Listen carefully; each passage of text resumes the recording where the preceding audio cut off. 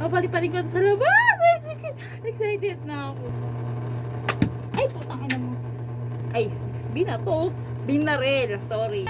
For sure sa mga bata, sirato agad. Sorry naman. Alam niyo guys, may na-order ako dito sa TikTok para sa anak ko. Super cute niya, tapos ang ganda niya. Ia-assemble ko siya ngayon. Di ba ang cute? Oh, like pin. Ibibigay ko to sa ko pagdating niya. Gift ko sa kanya. Wala lang. I-assemble natin siya. Para saan ba to? Okay, gets ko na. Sorry naman. Bobo lang. Ano pa na to? Ayaw niya mag-fix. Pilit mo. Yan. Tapos, testing na natin sa labas. Tingnan natin kung maganda ba yung lipad niya. Nakakatakot.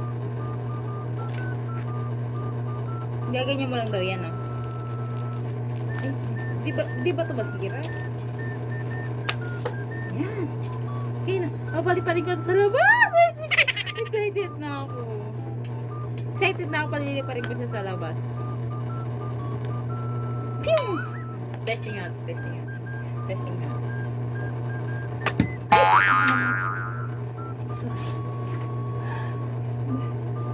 Kala ko nasira, matibay siya, tumama siya dito sa kahoy namin sa may sa taas na to.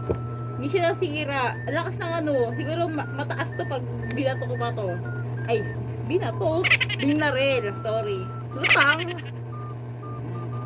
Testing ko na to sa labas. Tingnan natin.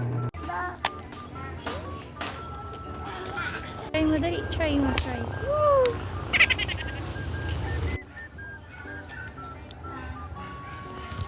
Taas mo. Yeah. Layo. For sure sa mga bata, sirato agad. Nang kayo guys, kasi siya, gawa siya sa styro. So, madali siyang mabali or so, doble ingat lang. Pero worth it naman. Mura lang naman siya. Ito na, yan. Ganyan lang siya.